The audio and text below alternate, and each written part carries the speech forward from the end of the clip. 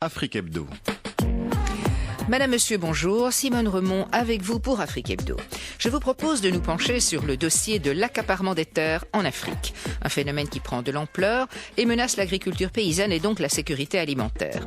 Deux invités à ce propos et deux analyses. D'abord, Augustin Mpoyi, un expert de ces questions en RDC, et Mariam Sow, sénégalaise, une femme engagée dans le développement, la protection de l'environnement et le combat féministe. Ils participaient à Bruxelles à un colloque sur le thème « Sans terre, pas d'avenir ». Mariam Sow, sénégalaise, est coordinatrice de l'ONG Ndapronat, Environnement et Développement, Protection de la Nature. Son slogan favori, « Touche pas à ma terre » est d'ailleurs tout un programme. C'est aussi une féministe convaincue, invitée à la rencontre de lundi avec les parlementaires belges et européens par l'ONG Le Monde selon les femmes. Pour Mariam Sow, l'accaparement des terres, ou occupation à grande échelle, c'est purement et simplement du néocolonialisme, pratiqué aussi d'ailleurs par des nationaux. Mariam Sow. C'est tout un processus qui aujourd'hui permet à des nationaux qui ont des possibilités financières, qui sont dans des instances de décision, de récupérer les terres. Il s'agit aussi des multinationales, des hommes d'affaires et des pays qui cherchent pour produire pour leur propre pays. Et donc ça pose le problème de la déstructuration de la société paysanne, mais ça pose aussi le problème de la nourriture pour la population. Mais bien sûr, c'est la destruction, c'est la tuerie organisée des sociétés paysannes. Vous savez, il y a eu des années très dures de sécheresse. Il y a eu tout ce processus de dégradation de terre.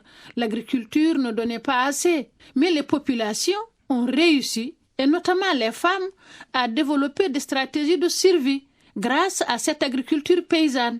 Maintenant, si les terres ne sont plus là, ça veut dire quoi? Ça veut dire que c'est des multinationales, c'est des privés qui vont s'installer et qui vont essayer de prendre les populations comme des ouvriers agricoles dans leur propre entreprise et payer à quel prix? Donc là encore, les hommes vont partir de nouveau. Et c'est les femmes qui vont rester cette fois-ci prisonnières à des multinationales, mal payées, sous-payées. Mais alors, quel avenir pour l'agriculture paysanne et quel avenir pour les femmes? Il y a eu des recherches qui ont été faites par certaines organisations au Sénégal pour prouver que cette agriculture paysanne, si l'État en fait une priorité, bien sûr, et accepte de mettre en place des politiques agricoles viables, elle peut permettre à ces populations d'avoir leur souveraineté alimentaire, à condition que l'État accepte de mettre en place des systèmes qui permettent à ces populations d'accéder aux moyens de production, d'organiser la filière transformation locale, la valorisation des produits, essayer de sécuriser aussi le marché local, ne pas laisser rentrer n'importe quel type de produit qui concurrence la production locale. Et accepter aussi de faire un développement équitable entre l'urbain et le rural. Donc que le milieu rural soit vivable, que ça soit agréable, que ces populations puissent avoir envie de rester dans leur propre milieu. Que peuvent faire les gens? Parce que jusqu'ici, l'État ne les prend pas vraiment, ces mesures-là.